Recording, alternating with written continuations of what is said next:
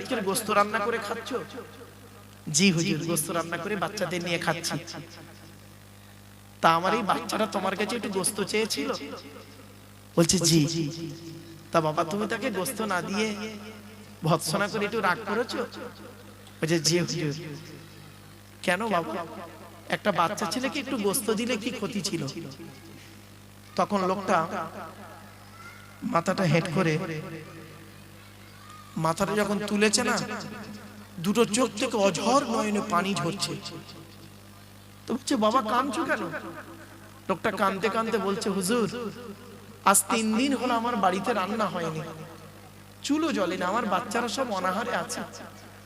আজ সকালবেলা কাজে গিয়েছিলাম, দুপুর হয়ে গেছে, কোনো কাজ পাইনি, কিছু পয়সা ইনকাম হয়নি। বাড়িতে আসার সময় ভাবছি কলিজার টুকরা বাচ্চাগুলোর মুখের পানে আমি মুখের সামনে আমি কিভাবে দাঁড়াবো? আমি একটা বাপ হয়ে বাড়িতে আসার পথে রাস্তার ধারে দেখি একটা মরা প্রাণী, মরা হালাল প্রাণী, মরা হালাল প্রাণী পড়ে আছে। আমি চারিদিকে দেখলাম, কাউকে দেখতে পাইনি। ছুরি দিয়ে ওই মরা হালাল প্রাণীর গোশত কেটে নিলাম, কেটে নিয়ে বাড়িতে এসে রান্না করে খাচ্ছি। মরা হালাল প্রাণীর গোশত আমার জন্য হালাল, কিন্তু আপনার বাচ্চার জন্য হারাম। কিছু বুঝতে পারছেন? আয়াতটা দি, ইন্নামা হাররামা আলাইকুমুল মাইতাতা ওয়াদ-দামা ওয়া লাহমাল খিনজির ওয়া মা উহিল্লা বিহি লিগাইরিল্লাহ ফামান ইত্তুররা গায়রা বাগিন ওয়ালা আদিন ফালা ইসমা আলাইহি। আল্লাহ বলছে, সহজ কথা বলছি, মদ, এই শুকরের মাংস, রক্ত, মৃত, আল্লাহ ছাড়া অন্যের নামে যেটা উৎসর্গ হয়েছে, এই 4টে বস্তু তোমাদের জন্য হারাম। তবে এমন একটা জায়গায় গিয়েছো, এমন পরিস্থিতির মধ্যে পড়েছো যেখানে ওইটা ছাড়া তোমার কোনো উপায় নেই, তখন তুমি খাবে, আমি আল্লাহ কোনো গোনা লিখবো না। তো হুজুর আমি তো একজন অসহায়, আমার কিছু নেই, তাই আমি মরা হালাল প্রাণীর গোশত কেটে নিয়ে রান্না করে খাচ্ছিলাম, এমন অবস্থায় দেখি আপনার বাচ্চাটা আমার ধরে এসে হাজির। এখন আমি চিন্তা করলাম, এই মরা হালাল প্রাণীর গোশত আমার জন্য হালাল, আমার বাচ্চাদের জন্য হালাল। আপনি তো হাজি মানুষ, হজ করতে যাবেন, আপনার জন্য, আপনার বাচ্চার জন্য তো হারাম। আমি জেনে শুনে কি করে হুজুর এই হারাম গোশত আপনার বাচ্চার জন্য হারাম, এটা কি করে দিতে পারি আপনার বাচ্চাকে বলুন? তো হুজুর আপনার বাচ্চাকে এই মরা প্রাণীর গোশত না দিয়ে যদি বড় অপরাধ করে থাকি, আল্লাহর রাস্তায় আপনি আমায় মাফ করে দিন। হযরত আব্দুল্লাহ ইবনে মুবারক রাহমাতুল্লাহ আলাইহি ঝরঝর করে কাঁদছে, চোখটা মুছে নিয়ে বলছে বাবা দাঁড়াও আমি আসছি, তুমি দাঁড়াও আমি আসছি। সোজা বাড়ি গেলেন, বাড়িতে গিয়ে হজে যাওয়ার সমস্ত টাকাগুলো নিয়ে লোকটাকে দিয়ে বললেন বাবা আমি এবছর হজে যাব ভেবেছিলাম, এই হজে যাওয়ার টাকাগুলো বাবা আমি তোমাকে সব দিয়ে দিলাম, তুমি ছেলে মেয়েকে নিয়ে খাও, ব্যবসা বাণিজ্য করো, আমার জন্য একটু দোয়া করো।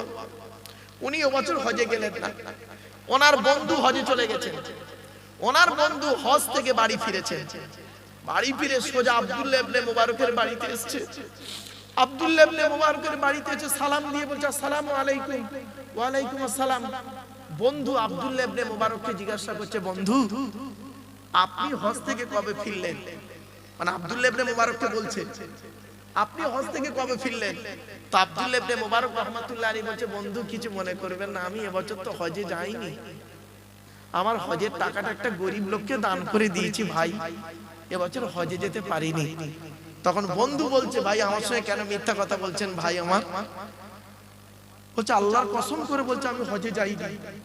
তখন ওই বন্ধু কাঁদতে কাঁদতে বলছে, আল্লাহর কসম করে বলছি আমি হজে গিয়ে যখন কাবা শরীফ তওয়াফ করছি, আমি দেখতে পাচ্ছি নিজে চোখে আমার আগে আগে আপনি কাবা শরীফ তওয়াফ করছেন। শুধু তাই নয়, আমি দূর থেকে দেখতে পাচ্ছি যখন আপনি হজরে আসওয়াদে চুমা দিচ্ছেন, আমি দূর থেকে দেখতে পাচ্ছি আমার আগে আগে আপনিও চুমা দিয়ে ফিরছেন। রাসূলের রওজা মুবারকে যখন গিয়ে সালাম দিচ্ছি, আমি দূর থেকে দেখতে পাচ্ছি আপনি আমার আগে আগে সালাম দিয়ে বেরিয়ে যাচ্ছেন। কপাল খারাপ, আপনার সঙ্গে ওখানে দেখা হলো না, তাই এসে আপনার সঙ্গে দেখা করতে এসেছি। এই কথা শোনার সাথে সাথে আব্দুল্লাহ ইবনে মুবারক রাহমাতুল্লাহ আলাইহির চোখ থেকে ঝরঝর করে পানি পড়ছে। ওই রাতে আব্দুল্লাহ ইবনে মুবারক রাহমাতুল্লাহ আলাইহি ঘুমিয়ে আছেন, গভীর রাতে স্বপ্ন দেখছেন। একজন ব্যক্তি বলছেন, হে আব্দুল্লাহ ইবনে মুবারক, হে আব্দুল্লাহ ইবনে মুবারক, তুমি এই বছর হজে না গিয়ে হজের টাকাটা একজন গরীবকে দান করার কারণে আল্লাহ তোমার হজকে কবুল করে নিয়েছে। কি ভাবলেন? আর আপনি হজে গেছেন, লোকের মেরে, লোকের জমি জায়গা মেরে, লোককে কাঁদিয়ে 2 নম্বরি করে হজে গেছেন। ফালতু কথা। বাবার হাজি, ছি, ওকে হাজি বলতে ঘৃণা লাগে। রাগ করবেন না বাবা, আমি এই জন্য আপনাদেরকে কথাগুলো বললাম, হয়তো আপনারা ওজোর ঢুকেছেন। নারায়ে তাকবীর, নারায়ে তাকবীর। সৈয়দ সাহেব হুজুর কিবলা, সৈয়দ সাহেব হুজুর কিবলা, সৈয়দ সাহেব হুজুর কিবলা, নারায়ে তাকবীর। যাক, আলহামদুলিল্লাহ। ওস্তাদুল আসাদিস আল্লামা হুজুর এসে গেছেন, এখনই স্টেজে আসবেন। তবে হুজুরের আসার আগ পর্যন্ত বাবা আমি 2-4টা আলোচনা করি, হুজুর এসে গেলে ইনশাআল্লাহ ছেড়ে দেবো। বাপেরা, বহু আলেমের উস্তাদ, বহু বক্তার উস্তাদ, কি ভাবছেন? এজন্য কি এগুলো ফাটাচ্ছে বাবা? বোম ফাটাচ্ছে নাকি বাচ্চারা? ও চলে আমার বাপেরা, এজন্য আপনাদেরকে বলি, এতক্ষণ আপনাদেরকে আলোচনা করছিলাম কি কোরআনের পরিচয় দিচ্ছিলাম, তাই তো নাকি? আরে ভাই বলুন না, কোরআন যার উপরে নাযিল হয়ে যায় তার নাম কি? আমাদের নবী, আখিরি নবী মুহাম্মদ সাল্লাল্লাহু আলাইহি সাল্লাম, তার পরিচয়টা কি? আগে আপনাদের বলে নি, নবী হতে গেলে কটা শর্ত বলেছিলাম, ভুলে গেছে? আল্লাহর পরিচয় কটা বলেছিলাম, নবীদের পরিচয় কটা বলেছিলাম? 3টে। কি কি? 1 নাম্বার, যিনি নবী হবেন তার চরিত্র উত্তম হতে হবে। 2 নাম্বার, যিনি নবী হবেন তার উপরে আল্লাহর তরফ থেকে ওহী নাযিল হতে হবে। 3 নাম্বার, যিনি নবী হবেন তার দ্বারা অলৌকিক ঘটনা ঘটতে হবে, একটা হোক বা 50টা হোক। পৃথিবীতে যত নবী এসেছেন প্রত্যেক নবীর মাধ্যমে আল্লাহ পাক 1 থেকে 50টার ভিতরে মুজিজা দিয়েছেন।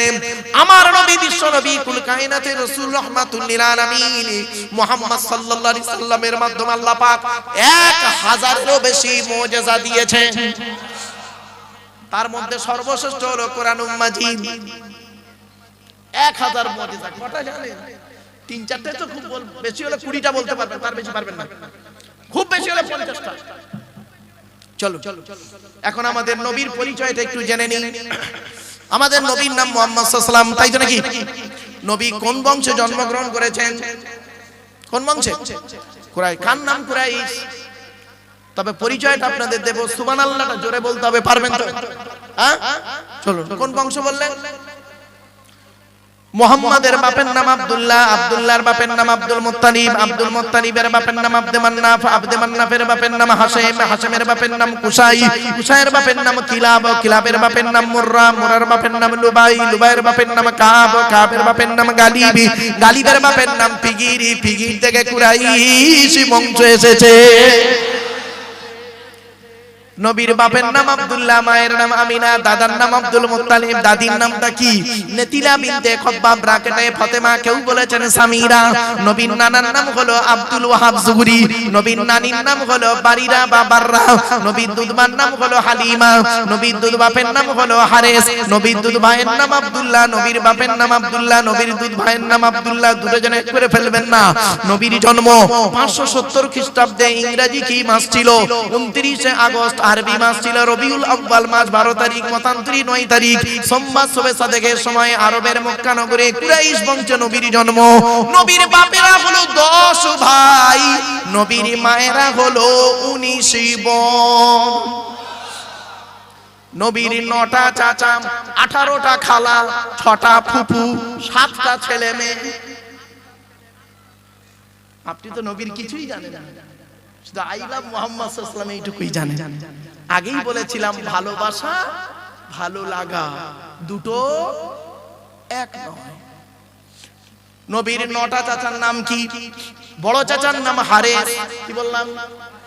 হারেস, জুবায়ের, মুকাইয়িম, ফাইদাক, জাইদাক, আবু লাহাব, হামজা, আব্বাস, আবু তালেব।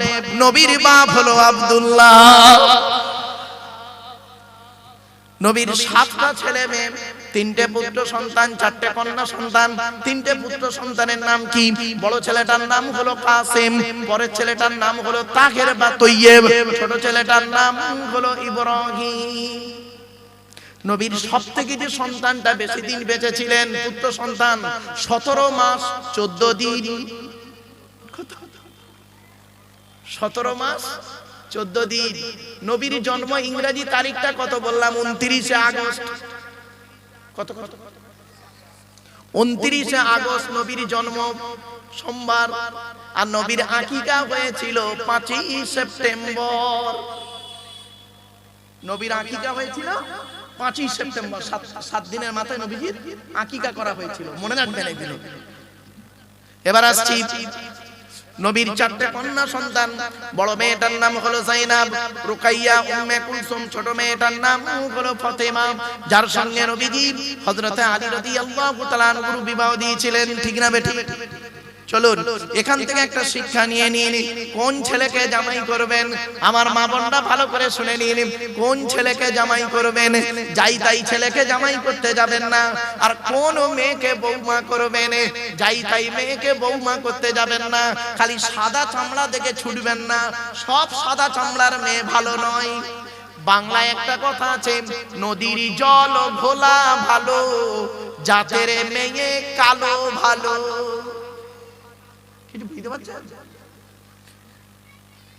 কোন ছেলেকে জামাই করবেন? কমসে কম যে ছেলের মধ্যে 2টো গুণ পাবেন। কটা কটা কটা?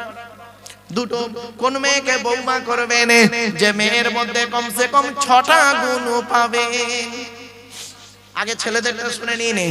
1 নাম্বার ছেলেটি সৎ ছেলে কিনা খবর নেবেন।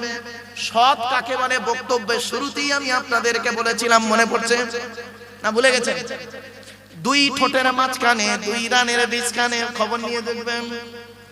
আপনি তো খালি মেয়ে দেখতে গেলে, ছেলের বিয়ে দিতে গেলে মেয়ের চরিত্রটা কেমন দেখেন, মেয়ের মা কেমন, মেয়ের বাপ কেমন, মেয়ে কটা প্রেম করেছে, আর ছেলের বাপ যে কি নষ্ট করেছে এটা দেখেন না কেন? ছেলের বাপের চরিত্র দেখেন না কেন? ছেলের মায়ের চরিত্র দেখেন না কেন? ছেলের চরিত্র দেখেন না কেন? বাস্তব কথাই বললাম। চলুন 1 নাম্বার ছেলেটি সৎ ছেলে কিনা খবর নেবেন। 2 নাম্বার ছেলেটি কর্মী কিনা খবর নেবেন। বাপের হোটেলে খায় এমন ছেলেকে জামাই করবেন না, ফেসে যাবেন। ছেলেটা পরিশ্রম করে কিনা খবর নেবেন। এবার আসছি কোন মেয়েকে বৌমা করবেন? যাই তাই মেয়েকে বৌমা করবেন না। আমার মা বোনদের বলে যাচ্ছি, মায়েরা বোনেরা ভুল বুঝবেন না।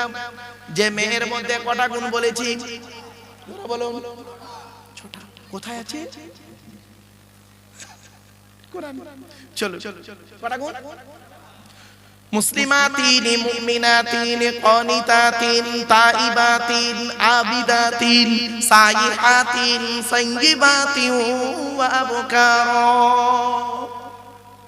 28 নম্বর পারা 19 নম্বর পৃষ্ঠা 11 নম্বর লাইন, সূরার নাম সূরা তাহরীমের 5 নম্বর আয়াত। 1 নাম্বার দেখবেন মেয়েটি মুসলমান কিনা খবর নেবেন। 2 নাম্বার দেখবেন মেয়েটি বিশ্বাসী মেয়ে কিনা খবর নেবেন।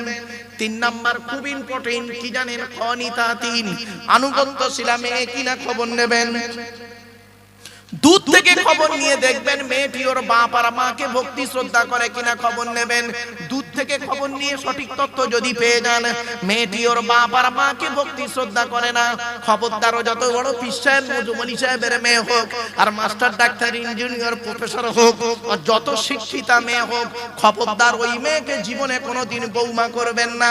ও ওর নিজের বাম্মাকে ভক্তি শ্রদ্ধা করে না, তোমার বাম্মার পাতে সহজে এক থালা ভাত দিতে চাইবে না। ঠিক না বেটা? বেশিরভাগ মেয়েদের বেশিরভাগ সংসার নষ্ট হয় মেয়ের মায়ের কান ভাঙা নিতে, ঠিক না বেটি? যে মেয়ের মা যত বেশি চালাক ওই মেয়ের কপালে তত তাড়াতাড়ি তালাক, ঠিক না বেটি? যে মেয়ে ছেলে দেখবেন, এই মা বোনরা রাগ করো না, মা বাস্তবটাই বলছি, যে মেয়ে ছেলে দেখবেন বিয়ের পরে স্বামীর কথার গুরুত্ব না দিয়ে ওর বাম্মার কথায় উঠে বসে, ওই মেয়ের সংসার হলো জাহান্নাম। বাস্তব কথা বলে যাচ্ছি। ছেলেরা তার শ্বশুর শাশুড়িকে জানা ভক্তি করে, তার চারানা যদি মেয়েরা ওদের শ্বশুর শাশুড়ির করত, সংসারটা জান্নাত হয়ে যেত, ঠিক না ঠিক? বাস্তব কথা বলে গেল। মেয়েদের শত্রু পৃথিবীতে দুটো, আরে কথা বলুন না, দুটো। এক নাম্বার কে জানেন? সতীন। সতীন হলো মেয়েদের চরম শত্রু। কিরকম শত্রু দেখুন, মা বোনদের বুদ্ধি দেখুন, মা বোনদের বুদ্ধি, মা বোন দেখে যাও না, মা বুদ্ধি দেখুন, মেয়েদের বুদ্ধি কিরকম। স্বামী মরে যায় যাক, স্বামী মরে যায় যাক, সতীন তো বিধবা হলো, বুঝতে পারলেন? স্বামী মরে যায় যাক, সতীন তো বিধবা হলো, ও নিজে যে বিধবা হয়ে গেছে ওর খেয়াল। মেয়েদের আরেকটা শত্রুর নাম বলছি, শুনুন, একদম বাস্তব কথা বলছি বাবা, হয়তো সাময়িক শুনতে একটু হাসি লাগবে, জ্ঞানী যারা বোঝে তারা শুধু ইশারা। মেয়েদের আরেকটা শত্রুর নাম শুনুন, ননদ। ননদ বোঝে হুজুর? ননদ। এজন্য আপনাদেরকে বলে যাচ্ছি, বোনেদেরকে যখন ছোলা, চিনি, জামা কাপড়, টাকা পয়সা দেবেন, বউকে না যাইনে দেওয়াটাই হলো উত্তম। আর এখানে অনেকে আছে বউ পাগলা বিবির গোলাম, বোনকে একটা শাড়ি দিচ্ছে, বোনকে একটা শাড়ি দিচ্ছে বউকে জানিয়ে, জানো সোনা এইটা বোনকে দিচ্ছি, ওর কলিজা ফেটে যাবে।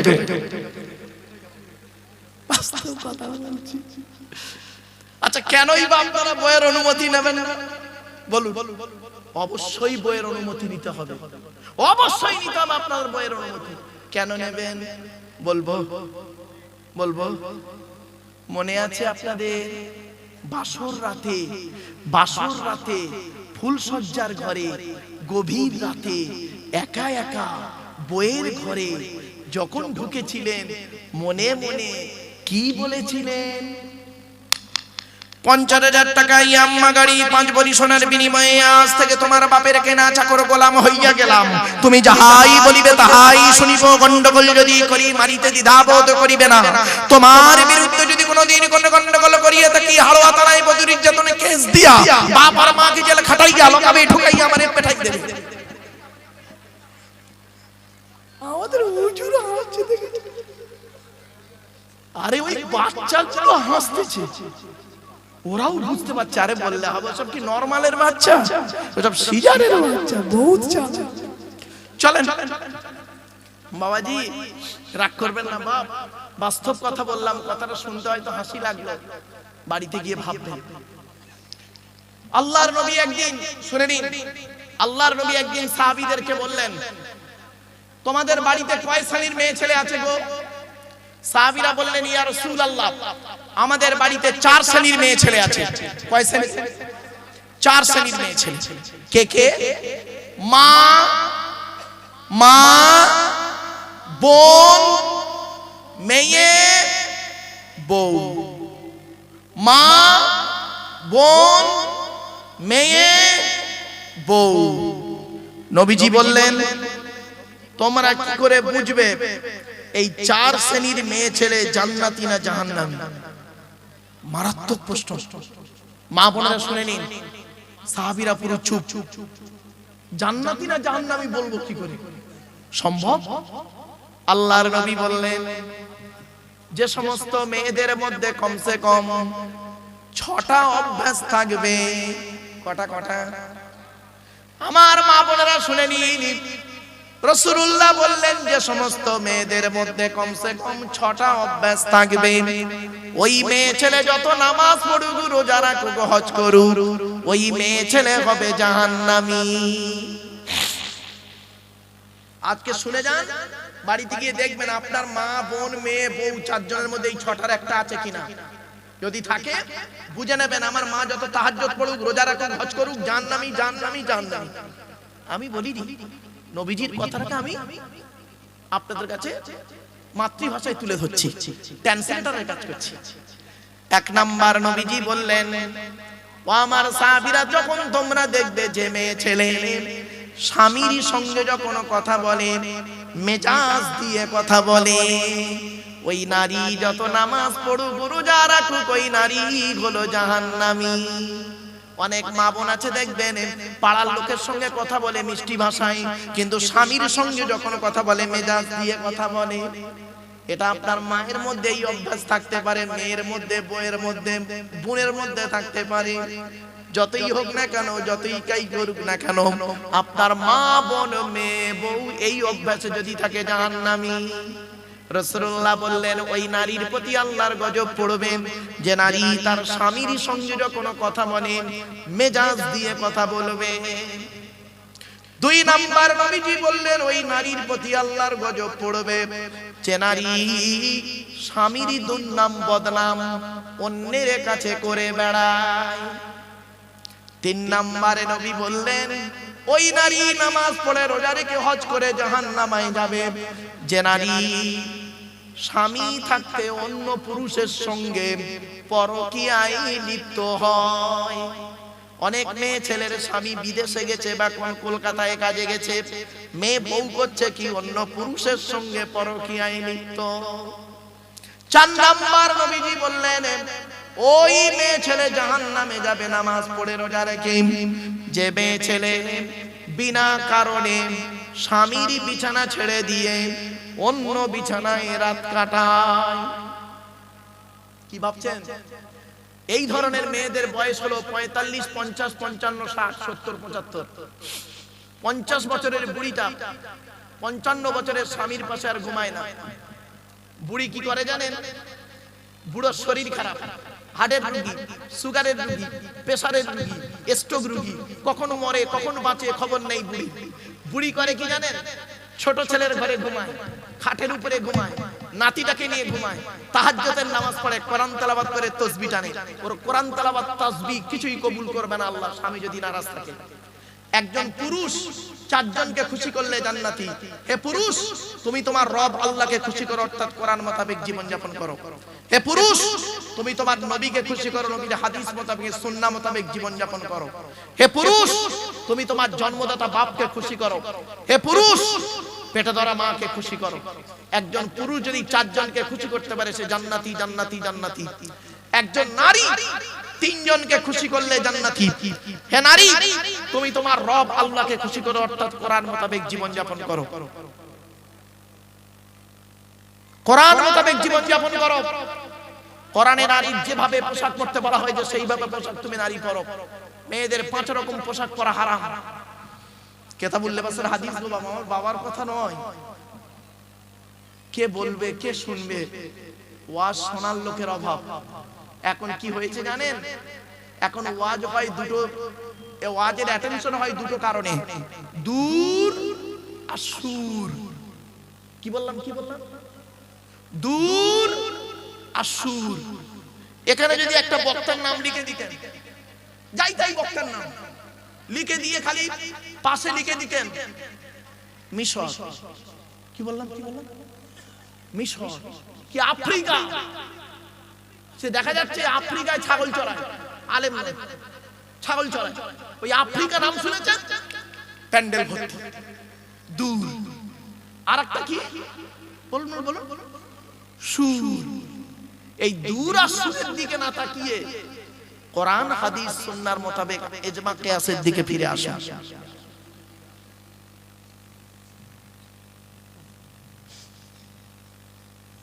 আমার বাপের আসুন, কটা গুণ হলো?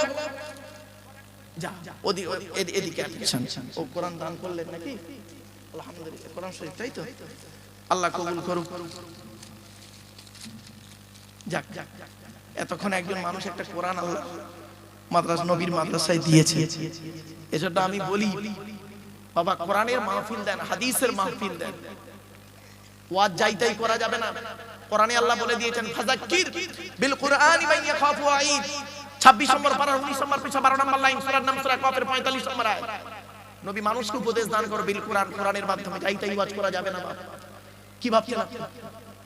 কোরআনে অন্য জায়গায় বলা হয় যে কিভাবে মানুষকে ওয়াজ করে হিদায়াতের বাণী বলবে, দাওয়াত দেবে মানুষকে। উদউ ইলা সাবিলি রাব্বিকা বিল হিকমা ওয়াল মাউযাতিল হাসানা ওয়াজাদিলহুম বিল্লাতী হিয়া আহসান। 14 নম্বর পারা 20 নম্বর পৃষ্ঠা 11 নম্বর লাইন, সূরার নাম সূরা নাহলের মধ্যে আল্লাহ বলে দিলেন। বাবা, এজন্য অনুরোধ করে আপনাদের বলে যাচ্ছি, আলেমের ওয়াজ শুনুন। অনুরোধ করে বলে যাচ্ছি, চলো। তাহলে এক নাম্বার কি বললাম বাবা? যে নারী স্বামীর সঙ্গে মেজাজ দিয়ে কথা বলে, মা বোনরা ভালো করে শুনে নিন। 2 নাম্বার, যে নারী স্বামীর দুর্নাম বদনাম করে। 3 নাম্বার, যে নারী স্বামী থাকতে অন্য পুরুষের সঙ্গে পরকীয়া লিপ্ত হয়, জেনায় লিপ্ত হয়। 4 নাম্বার, যে নারী স্বামীর বিছানা ছেড়ে দিয়ে অন্য বিছানায় রাত খায়। 5 নাম্বার। 4 নাম্বার হলো নাকি বাপ? 4 নাম্বার হলো তো নাকি? 5 নাম্বার হবে এখন, তাই তো? খুব ইম্পর্টেন্ট 5 নাম্বারটা, খুব important. It is very very important. নবী বললেন ওই নারীর প্রতি আল্লাহর গজব। ও নারী নামাজ পড়ে রোজা রেখে হজ করে জাহান্নামে যাবে। যে নারী স্বামীর পরিবারের সঙ্গে খারাপ আচরণ করে। স্বামীর পরিবার খারাপ, স্বামীর বাপ, স্বামীর মা, স্বামীর ভাই, স্বামীর বোন। অনেক মা বোন আছে দেখবেন স্বামীকে খুব ভালোবাসে, কিন্তু স্বামীর বাম্মাকে দেখতে পারে না। আমার মা বোনদের বলে যাচ্ছি, মায়েরা বোনেরা, খবরদার জীবনে এই কাজ কোনোদিন করবেন না।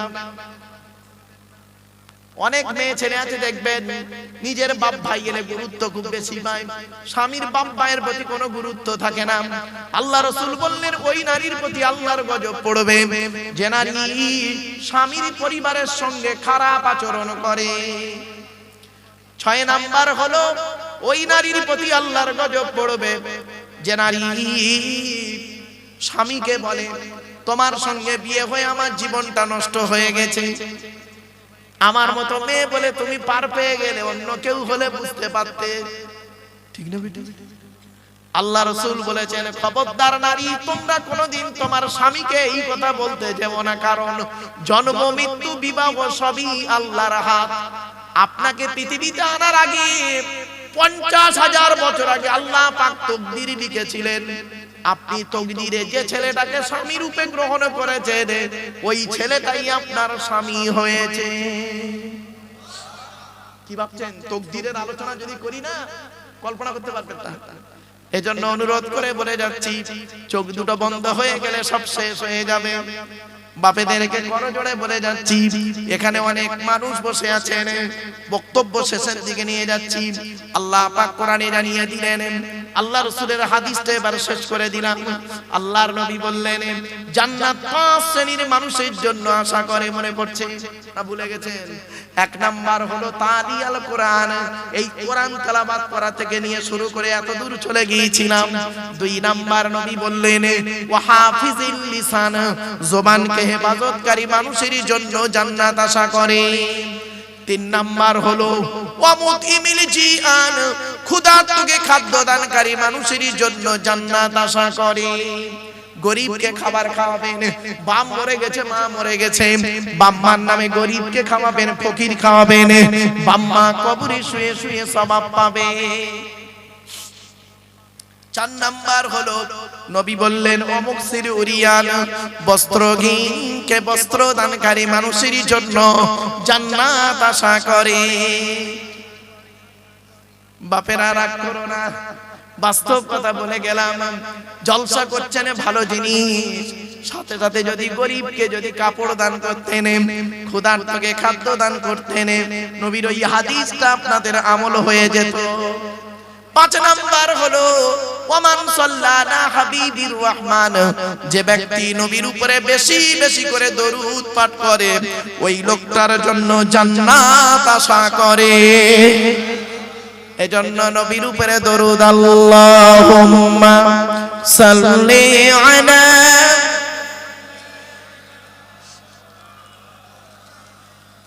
ওয়া আলা আলি সাইয়্যিদিনা।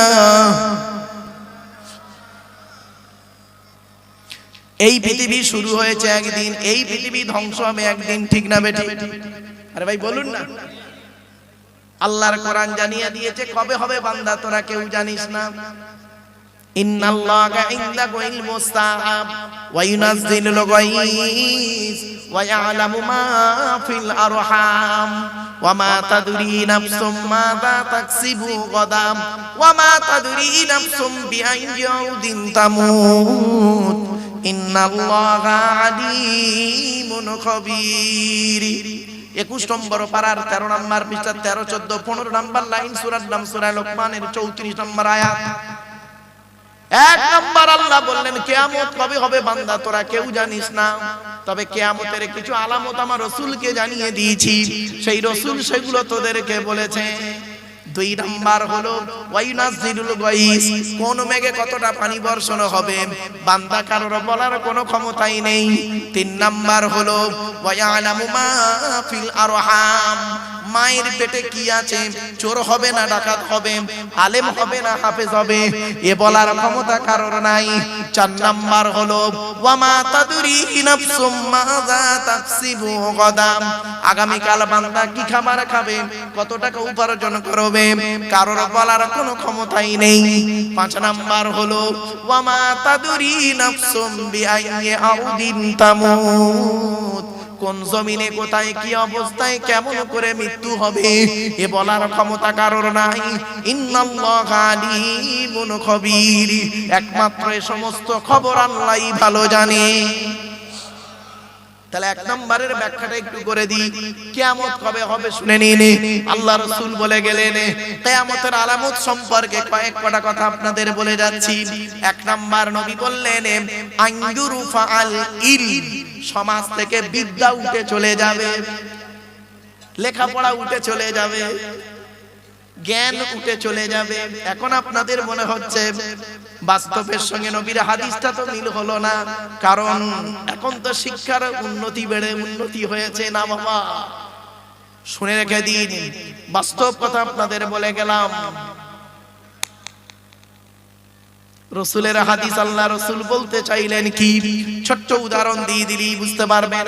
মাধ্যমিক, উচ্চ মাধ্যমিক, বিএ পাস, এমএ পাস, আলেম হাফেজ, মাস্টার, ডাক্তার, ইঞ্জিনিয়ার, প্রফেসর বেড়ে গেছে, বুড়ো বুড়ি মাম্মার অনেকে ভাতও দেয় না, খবরও নেয় না, ঠিক না বেটা? তাই নবী বললেন 1 নাম্বার বিদ্যা উঠে চলে যাবে। এজন্য বলে যাচ্ছি আপনাদেরকে, what is the definition of education? Education কাকে বলে? শিক্ষাটা নেবে কে আর দেবে কে? চলো, E D U C A T I O N, E থেকে ইগার্ডি, ডি থেকে ডেভেলপমেন্ট, ইউ থেকে ইউনিভার্সাল, সি থেকে ক্যাপাবিলিটি, এ থেকে অ্যাক্টিভ, টি থেকে টলারেন্স, আই থেকে ইন্টেলিজেন্স, ও থেকে ওবিডিয়েন্স, এন থেকে ন্যাচারাল। এত গুণে গুণে গুণান্বিত বস্তুকে বলা হয় এডুকেশন বা শিক্ষা। যাকে তাকে শিক্ষা